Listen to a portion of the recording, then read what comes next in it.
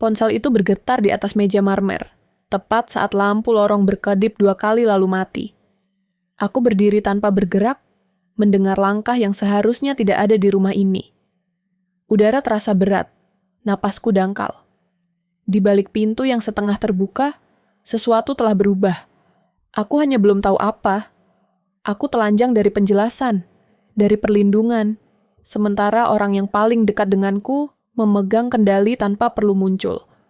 Kepercayaan menggantung, rapuh, seperti kaca yang menunggu satu sentuhan, lalu hening.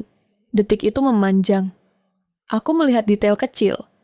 Jam dinding berhenti tepat di angka yang salah. Dan saat itu, aku tahu rumah ini bukan lagi milikku. Keheningan menelan segala kemungkinan. Ketakutan tidak meledak. Ia mengendap dingin pasti. Ada rencana yang berjalan tanpa persetujuanku, dan aku berdiri tepat di tengahnya. Pernahkah kamu merasakan firasat yang datang terlambat? Saat semua pintu sudah terkunci, jam dinding di ruang keluarga berdetak lebih keras dari biasanya. Atau mungkin hanya telingaku yang mulai terlalu peka. Pagi itu terlihat normal. Cahaya matahari masuk dari jendela seperti hari-hari sebelumnya. Menyentuh sofa abu-abu yang sudah kami duduki bertahun-tahun. Bau kopi masih sama. Suara air dari kamar mandi lantai atas mengalir dengan ritme yang kukenal. Tidak ada yang berubah. Setidaknya begitu yang ingin ku terima. Namun rasa tidak nyaman itu muncul. Bahkan sebelum aku benar-benar membuka mata. Aku duduk di meja makan, menunggu. Biasanya ia turun pukul 6.30. Selalu. Bahkan di akhir pekan. Disiplin yang dulu membuatku merasa aman. Hari itu, jam sudah menunjukkan 6.45. Tangga tetap sunyi. Ketika akhirnya ia muncul, pakaiannya rapi. Terlalu rapi untuk sekadar hari biasa. Kemeja disetrika sempurna. Jam tangan mahal yang jarang dipakai terpasang kembali. Ia tersenyum singkat. Senyum yang tidak salah, tapi terasa seperti hasil latihan. Kopi? Tanyaku. Iya, jawabnya. Satu kata, nada netral, tidak ada tambahan. Kami duduk berhadapan. Sendoknya beradu dengan cangkir, bunyinya kering. Aku menunggu sesuatu. Keluhan kecil, komentar soal cuaca, apapun. Biasanya selalu ada. Pagi ini kosong. Ia bangkit lebih cepat dari biasanya. Aku berangkat lebih awal, katanya sambil meraih tas kerja. Meeting? Tanyaku. Refleks. Kurang lebih. Pintu tertutup. Suaranya tidak keras, tapi cukup untuk membuat rumah terasa lebih besar. Lebih berongga. Aku berdiri lama di dapur, menatap sisa kopi yang mendingin. Mencoba menyusun ulang perasaan yang mengganggu. Ini tidak masuk akal, kataku pada diri sendiri. Semua orang berubah. Rutinitas bisa bergeser. Pernikahan bukan museum. Tapi hari-hari berikutnya menambah retakan kecil itu. Jadwalnya semakin sulit ditebak. Pulang lebih malam, kadang terlalu cepat tanpa penjelasan. Ponselnya kini selalu menghadap ke bawah. Bunyi notifikasi dimatikan. Jika berdering, ia akan keluar ruangan. Tidak pernah lama, tapi selalu cukup lama untuk meninggalkan ruang hampa. Aku mulai memperhatikan rumah dengan cara berbeda. Lemari arsip di ruang kerja yang dulu jarang disentuh kini sering terkunci. Beberapa map tampak berpindah tempat. Aku tidak membukanya. Belum. Aku hanya mencatat. Di kamar tidur, laci samping ranjangnya kini selalu tertutup rapat. Sebelumnya dibiarkan setengah terbuka. Memperlihatkan jam tangan lama, kunci cadangan, dan dokumen asuransi. Sekarang bersih. Terlalu bersih. Ada yang kamu rapikan? Tanyaku suatu malam. Ia menoleh sebentar. Cuman beresin barang lama. Kenapa sekarang? Kenapa enggak? Jawaban itu berhenti di udara. Bukan karena kasar, tapi karena dingin. Seperti garis lurus yang menutup percakapan. Aku mulai merasakan rumah ini berubah nada. Setiap ruang seperti menyimpan gema baru. Lantai kayu berbunyi berbeda saat diinjak. Kulkas berdengung lebih lama. Malam terasa lebih panjang, meski jam menunjukkan waktu yang sama. Yang paling menggangguku adalah ketidaksinkronan kecil antara kata dan tindakannya. Ia berkata lelah, tapi tidur ringan. Berkata stres, tapi geraknya terkontrol. Berkata semuanya baik-baik saja, tapi tidak pernah lagi bertanya tentang hariku. Keuangan kami, di atas kertas, tampak rapi, tagihan terbayar. Tidak ada pengeluaran aneh, tapi transparansi itu memudar. Akses ke beberapa akun bersama kini dibatasi. Kata sandi berubah tanpa pemberitahuan. Passwordnya beda, kataku suatu sore saat mencoba masuk ke aplikasi bank. Oh iya, sistem baru. Nanti aku urus. Nanti kapan? Besok. Besok tidak pernah datang. Aku tidak menuduh. Tidak bertanya terlalu jauh. Ada bagian dari diriku yang masih ingin percaya bahwa ini hanya fase. Bahwa kegelisahan ini berlebihan. Namun bagian lain, yang lebih sunyi, lebih jujur, mulai mencatat setiap anomali, seperti bukti di ruang gelap. Aku mulai menulis, bukan di buku catatan, tapi di kepala. Waktu pulang, nada suara, gerak tangan, diam yang terlalu lama, setelah pertanyaan sederhana. Suatu malam, listrik padam sebentar, hanya beberapa detik. Tapi dalam gelap itu, aku mendengar napasnya berubah. Cepat, waspada. Saat lampu menyala kembali, ia sudah berdiri, memegang ponsel. "Kamu kenapa?" tanyaku. "Nggak apa-apa." Ia tersenyum. Lagi-lagi senyum latihan. Anak kami bertanya kenapa ayah sering pulang larut. Aku menjawab dengan versi aman. Pekerjaan, tanggung jawab. Aku bisa mendengar suaraku sendiri terdengar asing. Seolah aku sedang membacakan skrip. Malam-malam berikutnya, aku sering terbangun lebih dulu. Mendengar ia berjalan pelan, membuka laci, menutupnya kembali. Tidak pernah lama, tidak pernah cukup lama untuk kutegur. Tapi cukup untuk membuatku terjaga sampai fajar. Aku tidak menggeledah. Belum. Ada garis yang masih kujaga. Tapi kewaspadaan sunyi itu telah menggantikan rasa aman. Aku berjalan di rumah sendiri, seperti tamu yang takut salah pijak. Suatu sore, saat ia belum pulang, aku membuka lemari arsip. Terkunci. Kunci cadangan yang biasanya digantungan tidak ada. Aku berdiri lama di depan lemari itu, mendengarkan dengung AC. Ada rasa ditinggalkan di sana, seperti pesan tanpa amplop. Ketika ia pulang, aku tidak bertanya. Aku menyapanya biasa. Kami makan malam, anak kami tertawa. Di permukaan, kami masih keluarga. Tapi malam itu, saat ia tertidur, aku memperhatikan tas kerjanya yang tergeletak di kursi. Resletingnya tidak tertutup sempurna. Aku tidak langsung menyentuhnya. Aku duduk, menunggu, mendengarkan detak jam, mengukur napasnya. Aku meraih tas itu dengan hati-hati. Tanganku dingin, di dalamnya rapi. Laptop, agenda, dompet, dan satu amplop coklat tipis tanpa nama. Aku tidak membukanya, tidak perlu. Di sudut amplop itu ada cap notaris. Cukup kecil untuk kuabaikan, cukup besar untuk membuatku tahu. Sesuatu sedang disiapkan tanpa persetujuanku. Aku meletakkan kembali tas itu, menutup resleting, dan kembali ke tempat tidur. Lampu kamar tetap mati, tapi mataku terbuka sampai pagi. Ketakutan pertama itu tidak berteriak. Ia berbisik, dan bisikan itu menuntunku pada satu hal yang pasti. Aku harus mulai mencari. Pintu kamar mandi tertutup lebih lama dari biasanya. Air mengalir, berhenti, lalu mengalir lagi. Aku menunggu bunyi yang menandakan rutinitas selesai. Bunyi itu tidak datang. Aku duduk di tepi ranjang, merasakan spray yang sudah dingin. Jam di ponsel menunjukkan waktu yang tepat, tapi suasana tidak pernah tepat lagi. Sejak malam dengan amplop coklat itu, pikiranku tidak berhenti bekerja. Aku tidak lagi hanya merasakan keganjilan. Aku mulai mengukurnya. Ia keluar dari kamar mandi dengan wajah tenang. Terlalu tenang untuk seseorang yang baru bangun tidur. Rambutnya rapi, ponsel di tangan. "Kamu kemana hari ini?" tanyaku. "Kerja," jawabnya cepat. "Pulang jam berapa?" "Kita lihat nanti." Percakapan selalu berhenti di sana. Seperti dinding tak terlihat yang dipasang setiap kali aku mendekat. Akses ke banyak hal kini tertutup. Lemari arsip tetap terkunci. Komputer rumah meminta kata sandi baru. Bahkan wifi diganti tanpa pemberitahuan. Aku merasa seperti tamu di rumah sendiri. Diizinkan masuk, tapi tidak bertanya. Aku mencoba berbicara pelan, dengan nada biasa. "Kita jarang ngobrol akhir-akhir ini." Ia mengangguk tanpa menoleh. "Lagi sibuk." "Sibuk apa?" "Banyak." Jawaban-jawaban itu bukan kebohongan yang bisa ditangkap. Mereka lebih mirip kabut. Tidak menabrak, tapi membuat jarak pandang pendek. Aku mulai mempertanyakan diriku sendiri. Apakah aku berlebihan? Apakah ini hanya fase orang dewasa yang kelelahan? Namun setiap kali aku mencoba menenangkan diri, tanda-tanda baru muncul. Agenda kerjanya kini selalu dibawa kemana-mana. Dulu diletakkan di meja ruang kerja. Sekarang, masuk tas terkunci. Bahkan saat ia ke dapur. Jika ada telepon masuk, ia menurunkan suara televisi dengan refleks yang terlalu cepat. Aku mulai memperhatikan cara ia mendengarkan.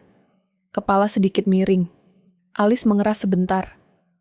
Lalu wajah netral kembali. Ada informasi yang ia simpan, dan aku bukan bagian darinya. Suatu sore, anak kami bertanya apakah akhir pekan ini kami pergi seperti biasa. Aku melihat wajahnya sebelum menjawab. Kita lihat nanti, katanya. Anak kami mengangguk, tapi matanya turun. Aku merasakan beban kecil itu jatuh di dada. Ketidakpastian bukan hanya milikku lagi. Malam itu aku mencoba membuka pembicaraan lagi. Ada yang perlu kita bicarakan? Ia menatapku lama. Terlalu lama untuk pertanyaan sederhana. Kenapa? Katanya. Perasaanku nggak enak. Ia tersenyum tipis. Kamu terlalu banyak mikir. Kalimat itu menghentikan segalanya. Bukan karena kasar, tapi karena menanamkan keraguan tentang diriku sendiri. Aku mulai menguji realitasku. Mencari pegangan yang objektif. Aku memeriksa kalender lama, mutasi rekening yang masih bisa kuakses, catatan pembayaran, polanya rapi, terlalu rapi, seolah ada tangan yang memastikan tidak ada jejak mencolok. Namun di sela kerapian itu ada kekosongan. Dokumen penting yang dulu ada salinannya kini hilang. Sertifikat, akta. Aku tidak yakin kapan terakhir melihatnya. Dan ketidakpastian itu membuatku takut. Aku bertanya dengan hati-hati. Dokumen rumah kita disimpan di mana sekarang? Ia menjawab tanpa melihatku. Aman. Di mana? Tempat aman. Aku menelan napas. Tidak ada gunanya memaksa. Setiap pertanyaan langsung mengubah udara di ruangan. Ia tidak marah. Itu yang membuatnya lebih mengganggu. Ia tenang, terlalu terkontrol. Bayangan pihak ketiga mulai terasa, bukan orang tertentu. Lebih seperti kehadiran tak bernama yang mengisi celah-celah sunyi. Percakapan yang terpotong. Keputusan yang tidak dibahas. Aku tidak melihatnya, tapi aku merasakannya. Rumah berubah menjadi papan catur. Aku mulai berpikir dalam langkah kecil. Apa yang bisa kulihat tanpa terlihat? Apa yang bisa kudengar tanpa bertanya? Aku belajar diam. Suatu malam, aku terbangun oleh bunyi kunci. Bukan pintu depan, lemari. Aku menahan napas. Mendengar langkah pelan. Cahaya ponsel menyala sebentar, lalu mati. Aku tidak bergerak. Diamku adalah perisai. Paginya, aku menemukan sesuatu yang berubah. Bukan benda, tapi posisi. Kursi ruang kerja sedikit bergeser. Seperti baru dipakai, lalu dikembalikan dengan terburu-buru. Aku mulai menulis catatan kecil di ponsel, disamarkan sebagai daftar belanja. Jam, gerak, nada. Aku tidak tahu apa yang kucari. Aku hanya tahu aku tidak boleh buta. Kecemasanku meningkat, tapi terkontrol. Aku tetap memasak, tetap tersenyum pada anak kami, tetap menjalani hari. Di dalam, pikiranku seperti ruangan penuh kabel. Tersambung, tegang, siap memercik. Suatu sore, telepon rumah berdering. Jarang sekali ada yang menelepon nomor itu. Aku mengangkatnya. Selamat sore. Apakah benar ini alamat? Suara di seberang berhenti sejenak. Kediaman Bapak. Aku memotongnya. Iya. Mohon dipastikan kembali data kepemilikan. Telepon terputus. Aku berdiri kaku, ponsel menempel di telinga. Jantungku berdetak cepat, tapi pikiranku justru jernih. Ini bukan kebetulan. Ini bukan fase. Ini gerak awal. Malam itu aku tidak bertanya. Aku tidak menuduh. Aku hanya menatap wajahnya lebih lama dari biasanya. Mencari celah. Tidak ada. Ia tersenyum. Senyum yang sama. Kamu, kenapa lihat aku begitu? Nggak apa-apa. Aku berbaring, menatap langit-langit. Ada rencana yang berjalan. Aku belum tahu bentuknya, belum tahu tujuannya. Tapi kini, aku tahu satu hal yang tak bisa ditarik kembali. Kecurigaanku memiliki dasar, dan kebenaran parsial itu memaksaku bertarung dengan batinku sendiri, antara ingin percaya dan kebutuhan untuk bersiap. Surat itu tidak berisik, tidak ada amplop tebal, tidak ada cap merah yang dramatis. Ia tergeletak di atas meja makan, rapi, lurus, seperti benda yang yakin akan fungsinya. Aku berdiri cukup lama sebelum menyentuhnya. Tanganku gemetar sedikit, tapi bukan karena takut. Ada perasaan jatuh, bukan jatuh dari ketinggian, melainkan jatuh ke ruang kosong yang tak berdasar. Rumah sunyi, anak kami sudah berangkat sekolah. Ia sudah pergi lebih pagi dari biasanya. Sengaja kupikir sekarang. Kertas itu ringan, terlalu ringan untuk berat yang dibawanya. Pemberitahuan perubahan status kepemilikan. Nama yang tertera bukan namaku. Tanggal efektifnya sudah lewat 2 minggu. Aku duduk perlahan. Kursi berdecit, bunyinya terasa kasar di telinga. Udara di ruang makan seperti berhenti bergerak. Semua firasat yang selama ini kutahan, kutunda, kini menemukan bentuknya. Tidak ada ledakan, tidak ada teriakan di kepalaku. Dunia runtuh tanpa suara. Aku membaca ulang, berharap ada kesalahan kecil. Salah ketik, salah alamat, tidak ada. Semua rapi, legal, dingin. Tanganku refleks meraih ponsel. Aku tidak langsung meneleponnya. Aku tahu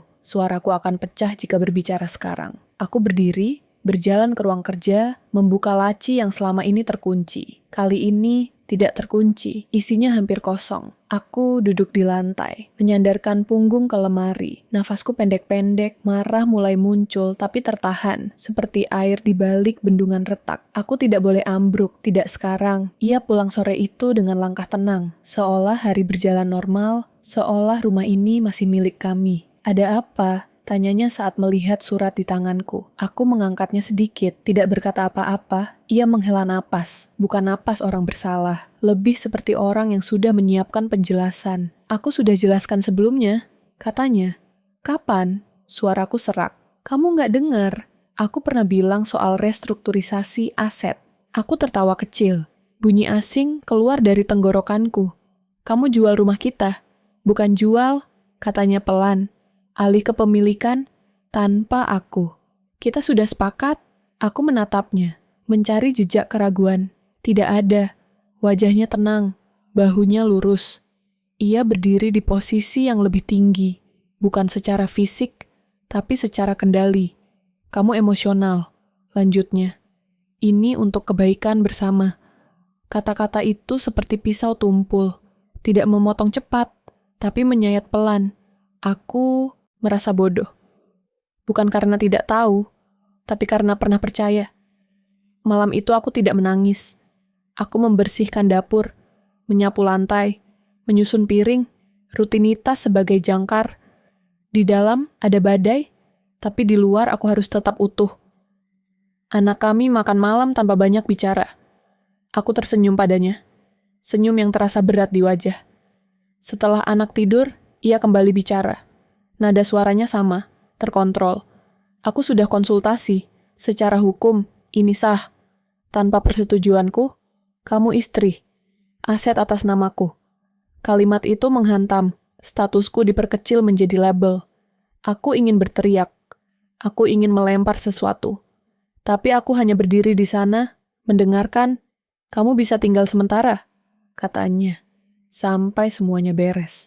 Sementara apa? Ia tidak menjawab. Diamnya lebih jujur daripada kata-kata. Hari-hari berikutnya bergerak seperti mimpi buruk yang lambat. Informasi datang bertahap, masing-masing mematahkan sesuatu di dalam diriku. Rekening bersama ditutup. Akses ke dokumen dicabut. Pemberitahuan lain datang. Kali ini dari pengacara. Kata perceraian muncul seperti formalitas administratif. Tanpa emosi. Tanpa diskusi panjang, seolah pernikahan kami adalah proyek yang selesai dan kini ditutup. Aku membaca berkas itu berulang kali. Mataku lelah, kepalaku pening. Ada pasal-pasal yang menyudutkanku, narasi yang dibangun rapi. Aku tidak kooperatif, emosional, tidak stabil. Bukan tuduhan langsung, tapi cukup untuk membentuk opini. Aku nggak pernah bilang begitu. Kataku saat menunjukkan bagian itu. Ia mengangkat bahu. Itu bahasa hukum. Bahasa hukum. Bahasa yang menyingkirkan manusia. Aku mulai meragukan diriku sendiri. Apakah aku terlalu diam selama ini? Apakah ketenanganku dibaca sebagai persetujuan? Rasa bersalah, merayap masuk, halus, berbahaya, seperti racun dosis kecil. Ancaman tidak datang dengan suara keras. Ia datang lewat surat, jadwal, tenggat waktu. Lewat kalimat, ini demi anak. Lewat nada, jangan bikin ribut. Lingkar sosialku ikut terpengaruh. Pertanyaan-pertanyaan muncul, disampaikan dengan hati-hati, tapi penuh makna. Kalian kenapa? Kamu baik-baik saja? Aku menjawab seperlunya. Martabatku adalah satu-satunya hal yang masih bisa kujaga. Suatu malam, aku duduk sendirian di kamar. Kardus-kardus mulai muncul di sudut ruangan. Bukan punyaku, barang-barangku belum kupindahkan, tapi ruang ini sudah tidak lagi utuh. Aku merasakan kehilangan kendali yang sesungguhnya. Bukan hanya atas rumah, tapi atas narasi hidupku.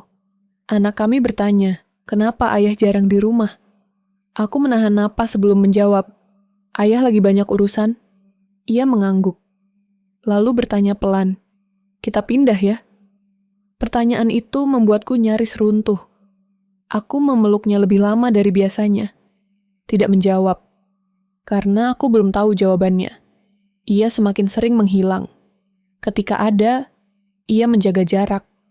Semua pembicaraan terasa seperti negosiasi.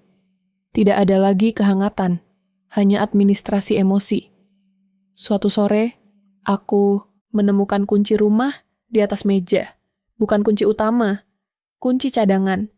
Diletakkan di sana dengan sengaja. Kita perlu bicara, katanya malam itu. Aku duduk, punggungku lurus.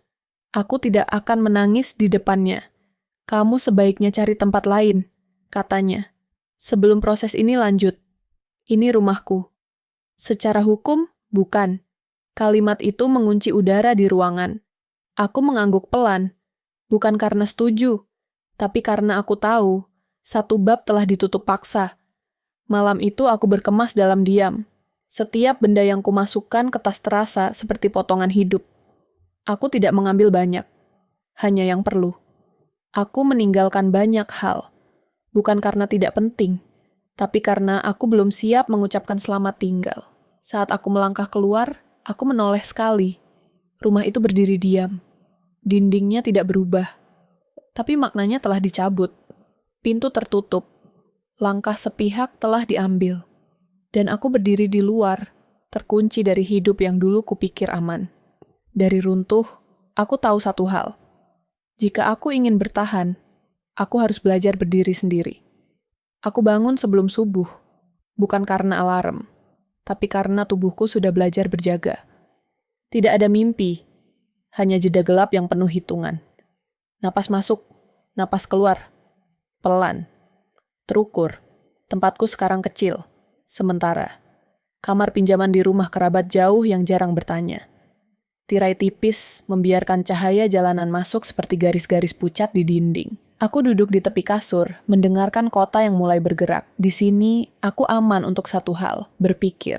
Aku tidak punya kemewahan untuk hancur lama-lama. Tangis datang sesekali, cepat, terkendali. Setelah itu, fokus. Ketakutan tidak lagi mengalir liar. Ia kuikat, kuubah menjadi jadwal. Pagi pertama, aku menyusun ulang hidupku dengan benda-benda kecil. Ponsel lama ku ganti. Nomor penting ku pindahkan. Akses yang tersisa, ku kunci ulang. Aku menghapus kebiasaan lama, check-in spontan, unggahan ringan, semuanya berhenti. Aku belajar menghilang tanpa benar-benar pergi. Anak kami tinggal bersamaku sementara. Aku menyiapkan sarapan sederhana. Roti bakar, telur, susu hangat. Tangannya kecil di atas meja, matanya menatapku dengan pertanyaan yang tidak diucapkan. Kita aman? Tanyanya pelan. Aku mengangguk. Iya, itu bukan janji besar. Itu komitmen kecil yang harus kutepati hari demi hari. Siang hari, kugunakan untuk mengumpulkan jejak. Tidak dramatis. Tidak menyelinap, hanya menyusun apa yang sudah ada. Email lama yang belum dihapus, pesan singkat yang tampak remeh, tanggal, jam, frasa yang diulang. Aku menyalin semuanya ke satu berkas offline. Disiplin adalah bentuk perlindungan. Aku menemui orang-orang seperlunya, bukan untuk curhat, untuk informasi, seorang teman lama yang paham administrasi. seorang kenalan yang mengerti alur hukum keluarga. Pertanyaan-pertanyaanku singkat, netral. Apa yang paling sering dilupakan orang? Dokumen pendukung. Yang paling sering diremehkan? Jejak waktu. Aku pulang dengan kepala penuh, tapi teratur. Setiap potongan informasiku taruh di tempatnya. Aku tidak bereaksi. Aku menunggu. Malam hari aku memeriksa ulang apa yang bisa kuamankan. Akun pendidikan anak, catatan kesehatan, surat-surat pribadi. Aku memotret, menyimpan di 2 tempat berbeda.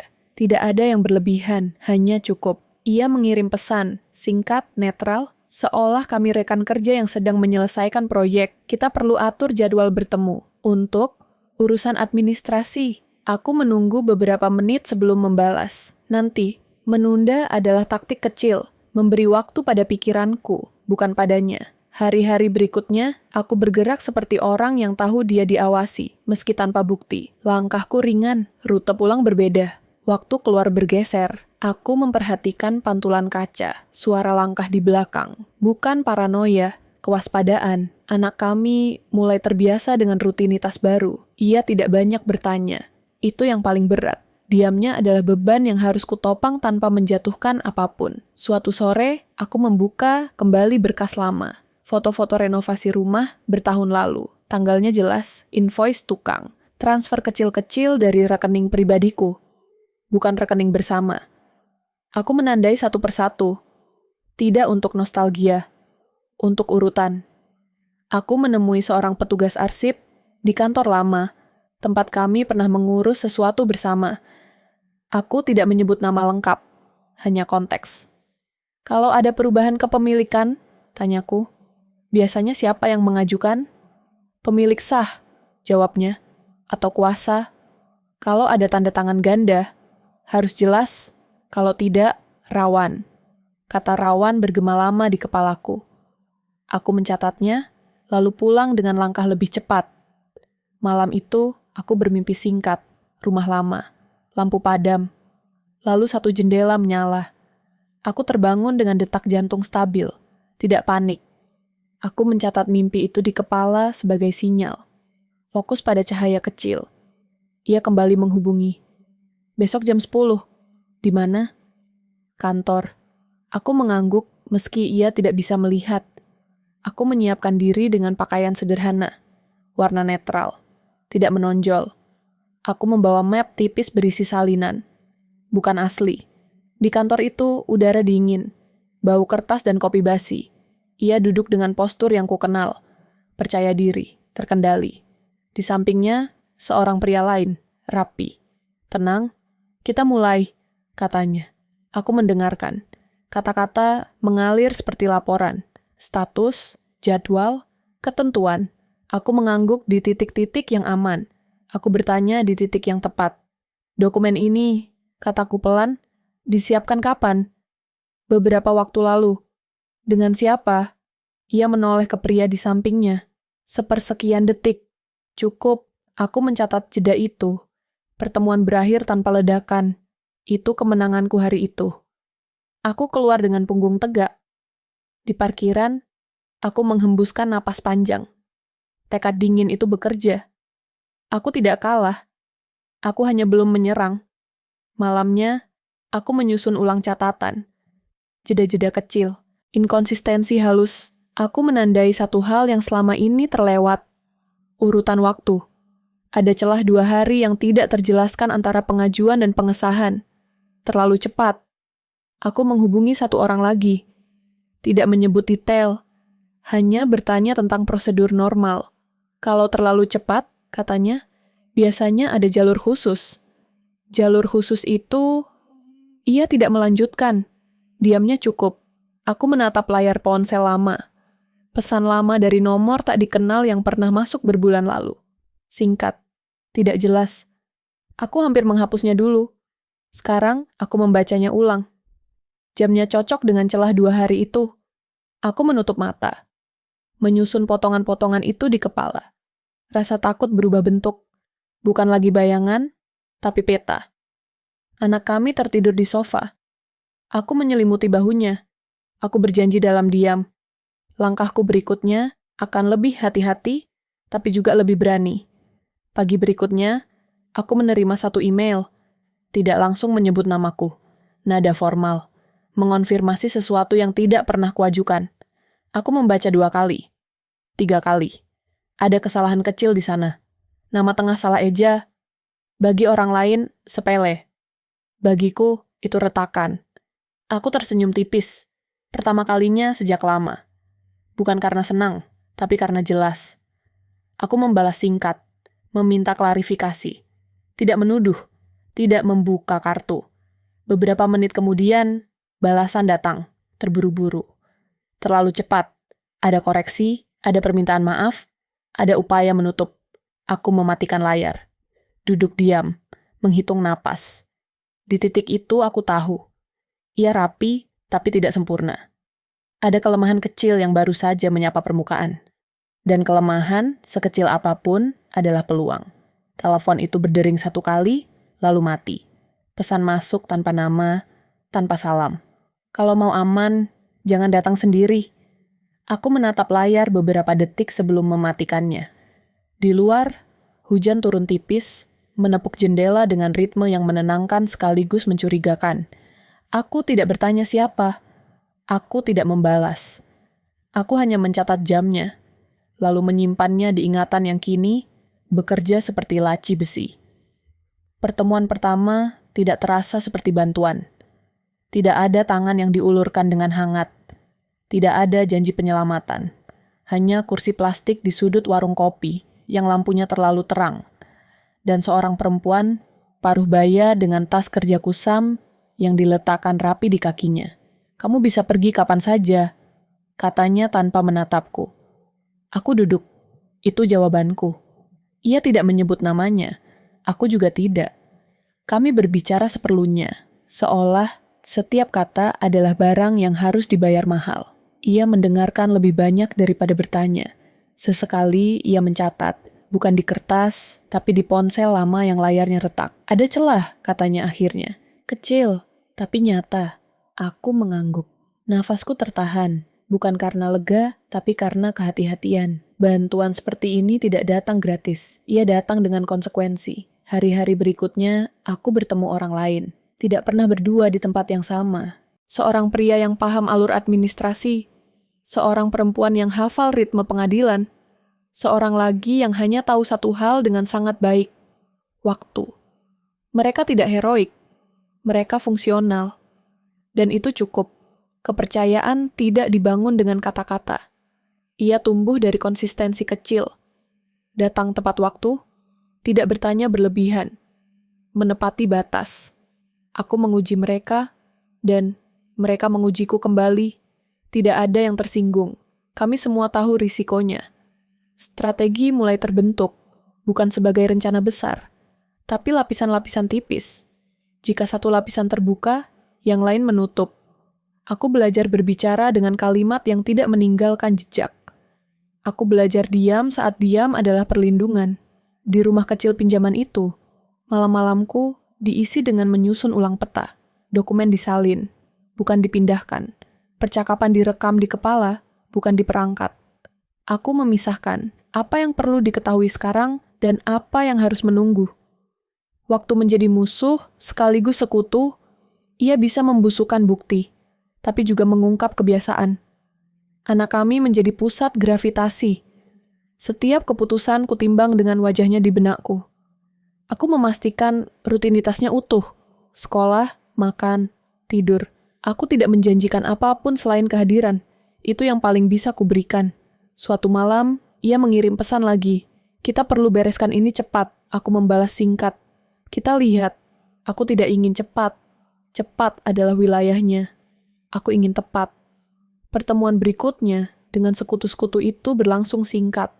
Kami berdiri terpisah di tempat parkir yang bising. Hujan membuat suara langkah menyatu. Kalau kamu maju sekarang, kata pria yang paham waktu, kamu terlihat reaktif.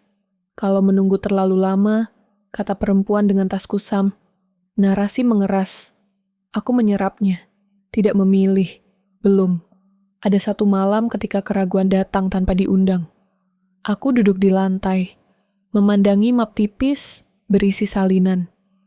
Aku bertanya pada diriku sendiri, apakah ini semua sepadan? Apakah aman? Apakah aku menyeret terlalu banyak orang ke dalam risiko yang seharusnya kupikul sendiri? Pagi itu aku bertemu perempuan dengan ponsel retak lagi. Ia menyerahkan satu kertas kecil. Bukan bukti utama, hanya penghubung. Ini bukan peluru, katanya. Ini pintu. Aku membaca cepat. Ada nama yang familiar. Ada tanggal yang tidak cocok. Kesalahan kecil lain. Aku menutup kertas itu dan mengembalikannya. Apa harganya? Tanyaku. Ia menatapku untuk pertama kali. Keberanian untuk terlihat. Kalimat itu tinggal lama. Terlihat berarti terdeteksi. Berarti menantang kendali yang selama ini menutupku. Hari-hari berikutnya aku berlatih terlihat tanpa membuka semuanya. Aku mengirim satu email resmi. Aku hadir di satu agenda publik. Aku menyapa orang yang tepat dengan jarak aman. Tidak ada tuduhan. Tidak ada pengakuan. Hanya kehadiran yang dihitung. Reaksi datang halus. Pesan yang lebih sering. Nada yang berubah. Upaya mengatur ulang jadwal. Aku membaca perubahan itu seperti barometer. Sekutu-sekutuku mengingatkan batas. Jangan semua sekaligus. Jangan sendirian. Catat napasmu. Aku mengikuti. Disiplin adalah sekutu terkuat. Suatu sore, aku menerima undangan resmi. Bahasa kaku. Waktu ditentukan. Aku tidak langsung mengiyakan. Aku menunggu 1 jam, lalu menjawab dengan syarat kecil. Ruang terbuka, waktu siang, tanpa perantara. Balasan datang cepat, terlalu cepat. Persetujuan tanpa negosiasi. Aku mencium urgensi di sana. Malam itu aku menyiapkan tas kecil. Bukan untuk pergi, tapi untuk berjaga. Map tipis, ponsel lama, 1 pena. Aku tidak tidur nyenyak, tapi aku tidur cukup. Di pertemuan itu, aku duduk dengan punggung lurus. Ia datang dengan wajah tenang. Orang-orang di sekitarnya tampak sibuk, tidak peduli. Kami berbicara seperlunya. Aku mengajukan satu pertanyaan yang telah kami sepakati. Urutan waktunya, kataku, bisa dijelaskan? Ia menjawab lancar, terlalu lancar. Ada satu detail yang meleset, kecil. Aku tidak menantangnya. Aku mencatat. Setelahnya, pesan datang dari perempuan dengan tas kusam. Dia bergerak. Aku membalas. Kita juga. Strategi berlapis itu kini hidup. Risiko dihitung ulang. Setiap langkah menuntut keberanian kecil, bukan lompatan besar. Aku menjaga wajahku tetap netral. Suaraku stabil. Tanganku tidak gemetar. Di rumah, anak kami menggambar. Ia menunjukkan hasilnya. Rumah dengan jendela menyala 1. Aku tersenyum. Aku tahu simbol itu bukan kebetulan. Malam terakhir sebelum keputusan besar, kami bertemu lagi. Singkat, berdiri, hujan turun lebih deras. Tidak ada salam. Kalau kamu ambil langkah ini, kata pria yang paham waktu, kamu mungkin kehilangan perlindungan semu. Aku sudah kehilangannya, jawabku. Perempuan dengan ponsel retak menambahkan. Tapi kamu mendapatkan sorotan. Aku mengangguk. Sorotan adalah pedang bermata 2. Ia bisa melindungi, bisa melukai. Aku pulang dengan langkah mantap. Duduk di tepi kasur, menyusun napas. Menatap ponsel lama.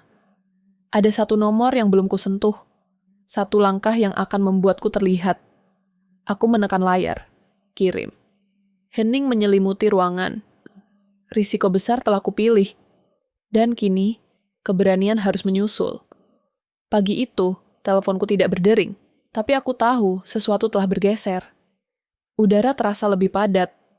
Seperti ruangan yang baru saja ditutup rapat setelah seseorang keluar tergesa. Aku tidak bergerak cepat, tekanan tidak bekerja dengan kecepatan. Ia bekerja dengan ritme. Aku menyiapkan hari seperti biasa, mengantar anak, membeli roti di tempat yang sama, menyapa orang yang sama. Normalitas adalah kamuflase terbaik. Di bawahnya, roda mulai berputar.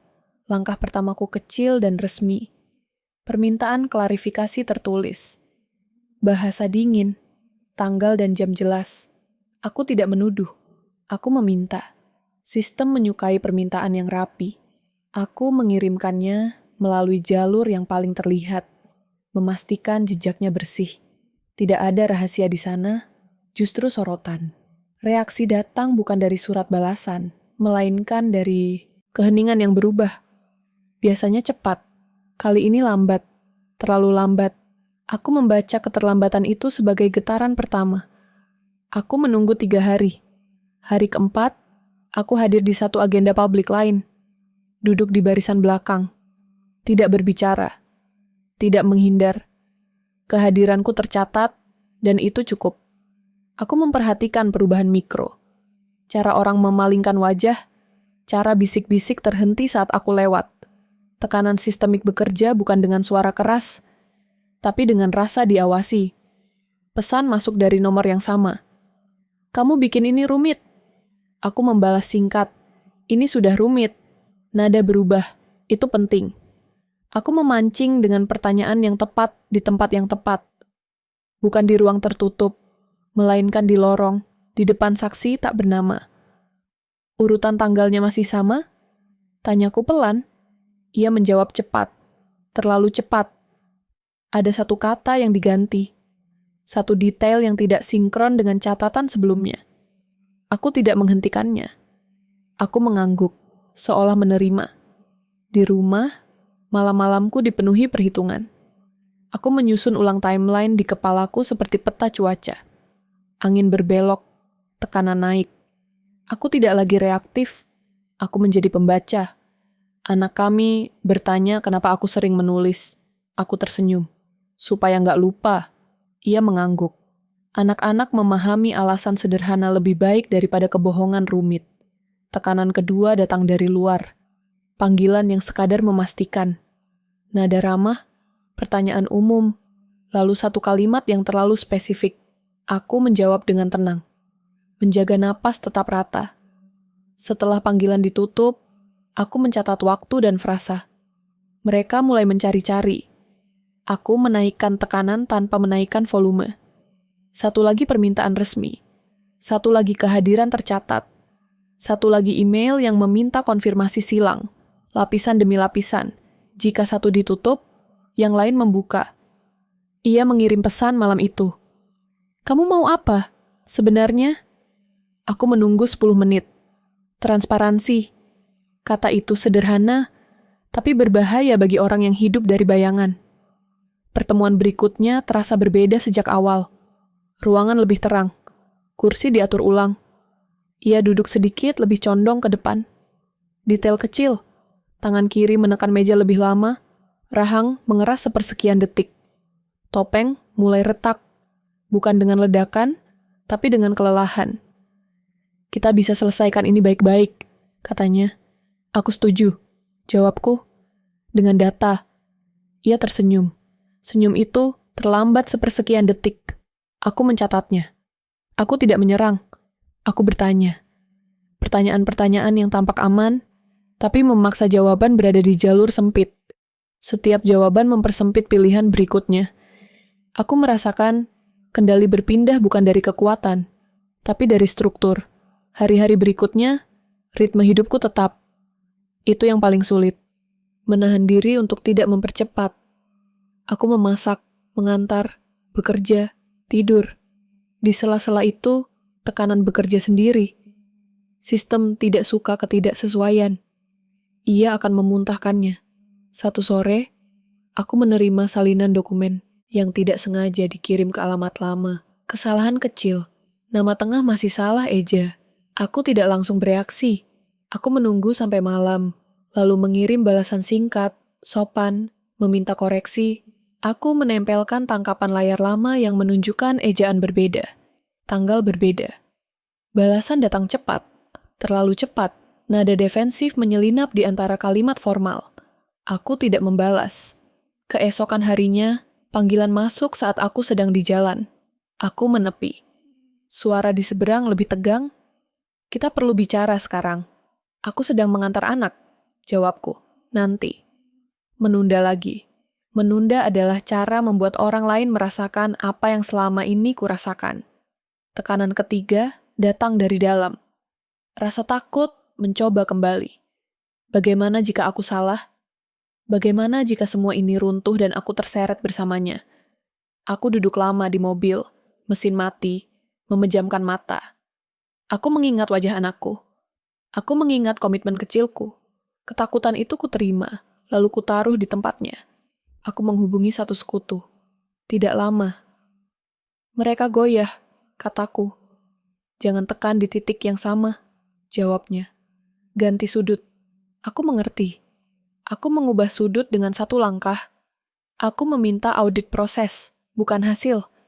Bahasa netral, alasan administratif, tidak menuduh siapapun. Sistem menyukai proses. Responsnya seperti gelombang kecil yang membesar. Jadwal berubah. Pertemuan ditunda. Orang-orang baru muncul. Wajah-wajah yang tidak kukenal. Aku memperhatikan siapa yang bicara dan siapa yang diam. Diam seringkali lebih jujur. Ia mulai membuat kesalahan mikro, salah menyebut tanggal, salah mengingat siapa yang hadir, salah memilih kata. Aku tidak mengoreksi. Aku membiarkannya menumpuk. Malam itu, ia mengirim pesan panjang untuk pertama kalinya. Banyak penjelasan, banyak alasan, terlalu banyak. Aku membalas satu kalimat. Kita bahas di forum yang tepat. Keesokan harinya, forum itu terjadi. Lebih ramai, lebih resmi. Aku duduk tenang. Aku tidak membawa banyak kertas. Aku membawa urutan. Ketika giliranku berbicara, aku tidak berbicara lama. Aku membacakan tanggal, jam, satu persatu. Aku menyebutkan dua versi yang saling bertentangan. Aku berhenti. Keheningan mengisi ruangan. Keheningan adalah sekutu yang kejam. Ia mencoba masuk, menjelaskan, menambal. Tapi setiap tambalan membuka lubang lain. Wajahnya memerah sedikit. Bukan marah, takut. Aku melihatnya saat itu.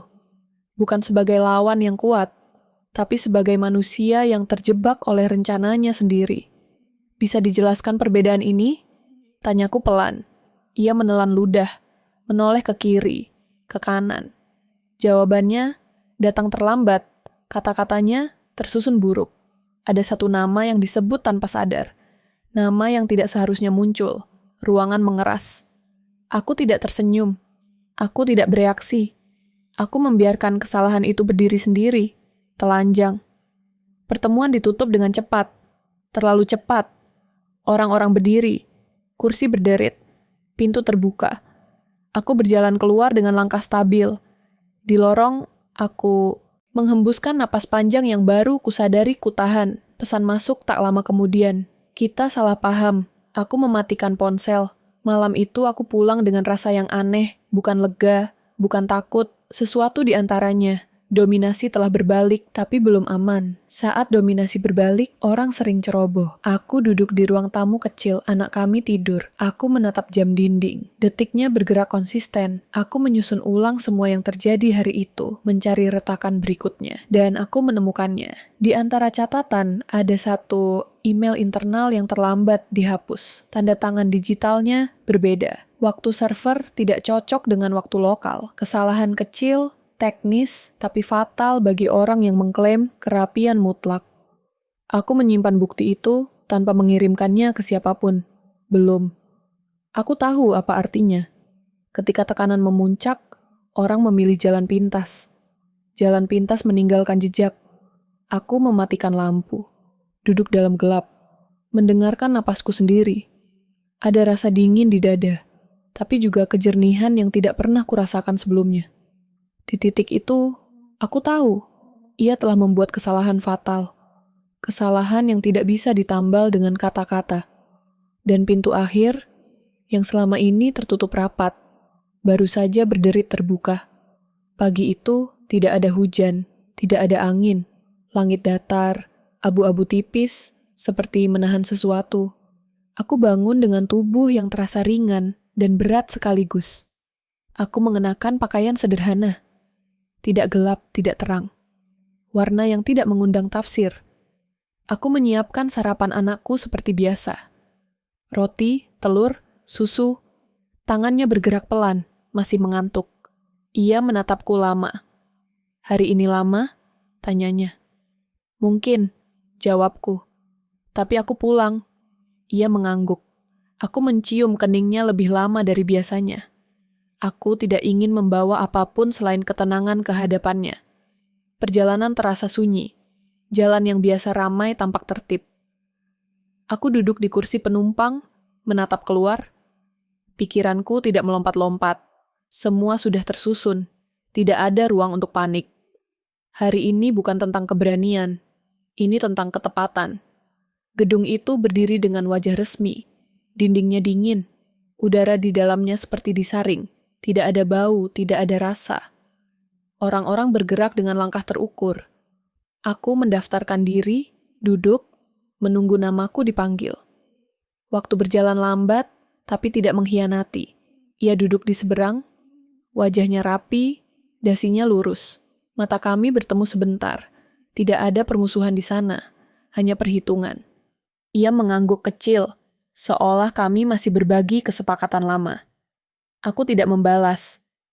Ketika namaku dipanggil, aku berdiri dengan punggung tegak.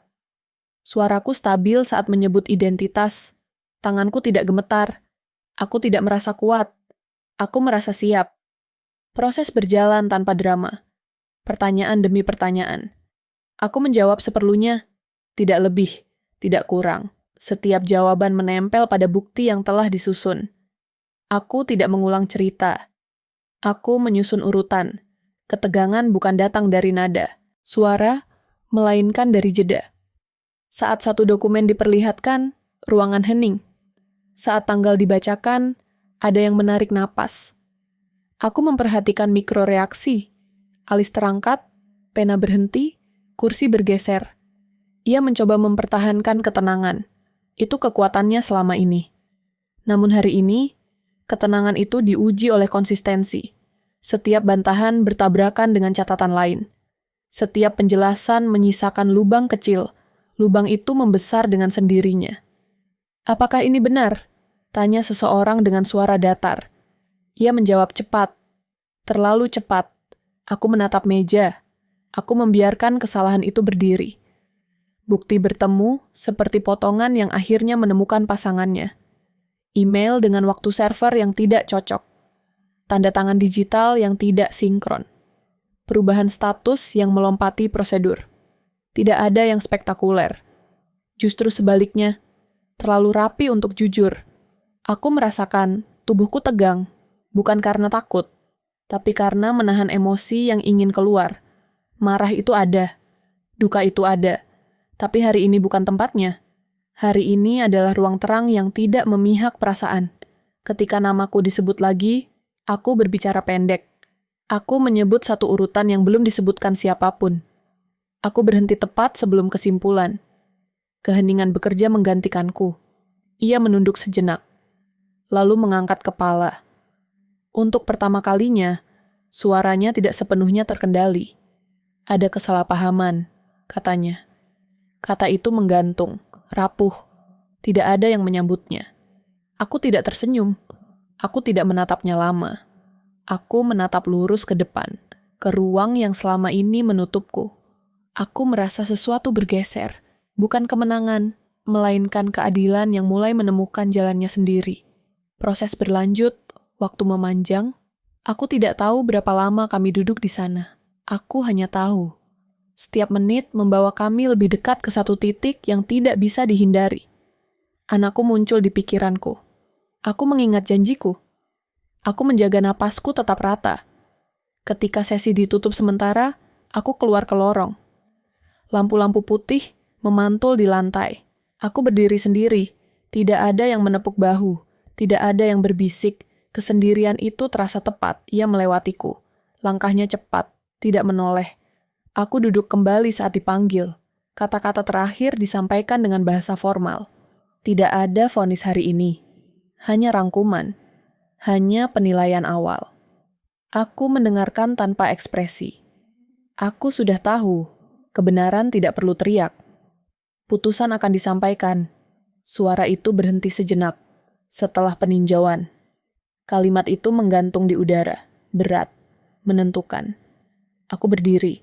Mengambil tas kecilku, keluar dari ruangan tanpa melihat ke belakang. Di luar, langit masih abu-abu, tidak berubah, Tapi dadaku terasa lebih lapang.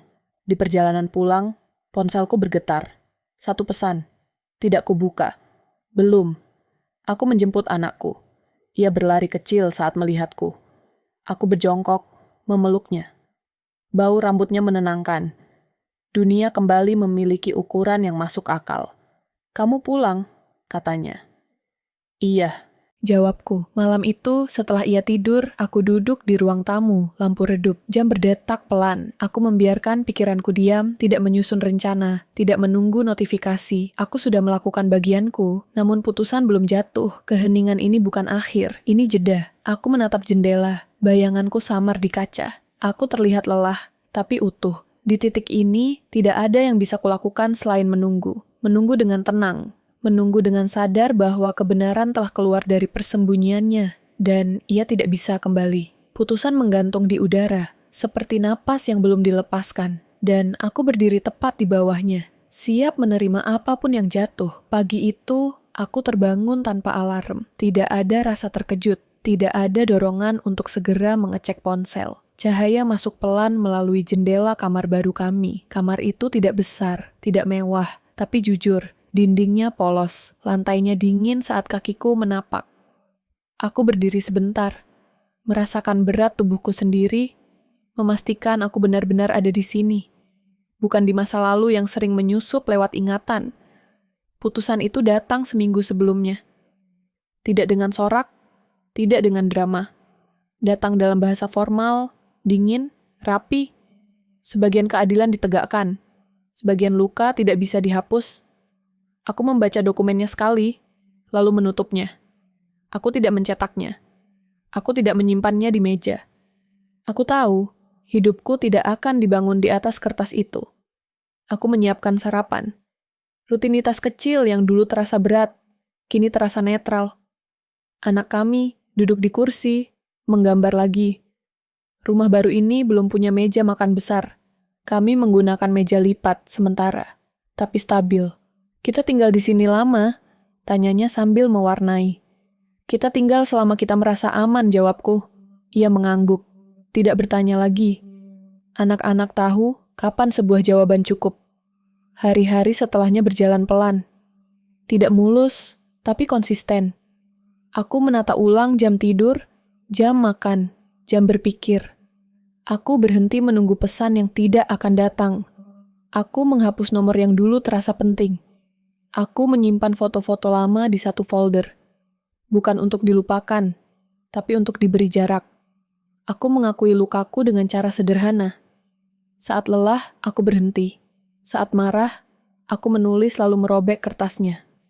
Saat takut, aku duduk dan bernapas sampai dadaku tenang. Penyembuhan tidak datang sebagai cahaya besar. Ia datang sebagai kebiasaan yang tidak menyakitkan. Suatu sore aku berdiri di depan cermin kecil di kamar mandi. Wajahku tampak berbeda. Bukan lebih cantik atau lebih kuat, lebih jujur. Ada garis lelah yang tidak ingin kuhapus. Garis itu, bukti aku bertahan.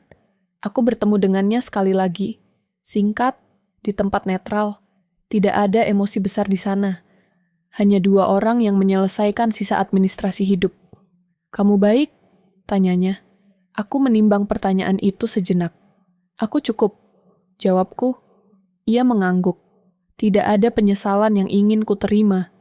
Tidak ada amarah yang perlu kuberikan. Kami berpisah tanpa berjabat tangan. Itu sudah cukup. Malam-malamku kini lebih sunyi, tapi bukan kosong.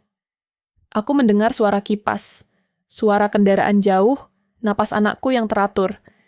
Aku belajar membedakan kesunyian yang berbahaya dan kesunyian yang menyembuhkan. Yang satu menekan, yang lain memberi ruang. Aku menetapkan batas-batas baru, tidak menjawab pertanyaan yang tidak perlu, tidak menjelaskan keputusan pribadiku pada orang yang tidak menjaganya. Aku berhenti merasa bersalah karena memilih diriku sendiri. Batas bukan tembok. Ia pintu dengan kunci yang hanya kuberikan pada orang yang tahu cara mengetuk. Suatu hari, aku menemukan kotak lama, berisi barang-barang dari rumah sebelumnya. Jam tangan rusak, foto tanpa bingkai, buku catatan dengan tulisan tanganku yang lebih muda. Aku membuka satu persatu. Aku tersenyum kecil, lalu menutupnya kembali. Tidak kubuang, tidak kubawa. Aku menyimpannya di rak tinggi. Masa lalu tidak harus dihancurkan untuk ditinggalkan. Anak kami mulai tertawa lebih sering. Itu indikator terbaik. Ia mengajak teman bermain. Ia bercerita tentang sekolah. Rumah ini mulai memiliki suara. Aku mulai bekerja kembali, pelan-pelan. Bukan untuk membuktikan apapun. Untuk berdiri di kakiku sendiri.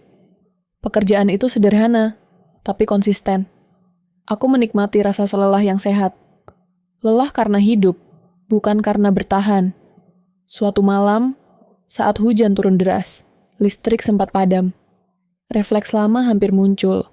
Jantung yang berdebar, tubuh yang siaga. Tapi aku menyalakan lilin, duduk dan menunggu. Anak kami mendekat. Kita aman? Tanyanya lagi. Aku memeluknya. Kita aman. Dan kali ini, kalimat itu tidak terasa rapuh. Rumah baru ini tidak punya pagar tinggi. Tidak ada sistem keamanan canggih. Tapi aku tahu setiap sudutnya. Aku tahu siapa yang masuk. Aku tahu kapan harus membuka pintu dan kapan harus menutupnya. Rasa aman tidak lagi bergantung pada orang lain. Aku menanam tanaman kecil di dekat jendela, menyiramnya setiap pagi, melihatnya tumbuh perlahan. Penyembuhan juga seperti itu, tidak terlihat setiap hari, tapi nyata jika dilihat dari jarak. Kadang-kadang, ingatan lama datang tanpa izin. Aku membiarkannya lewat. Aku tidak mengusirnya, tidak memeluknya. Aku berdiri di tengah jalan dan membiarkannya berjalan melewatiku. Aku menutup lingkaran itu dengan tindakan kecil, mengganti alamat, mengubah rutinitas, menyebut namaku sendiri dengan bangga. Aku bukan korban, aku bukan pemenang, aku penyintas yang memilih hidup dengan sadar. Malam terakhir musim hujan, aku duduk di lantai ruang tamu.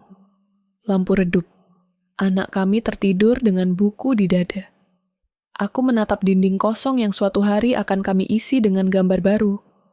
Tidak terburu-buru, tidak takut, aku menarik napas panjang. Menghembuskannya pelan.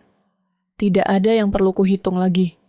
Rumah bukan lagi tembok yang bisa dijual tanpa izinku. Rumah adalah tubuhku sendiri. Dan di dalamnya, aku akhirnya pulang.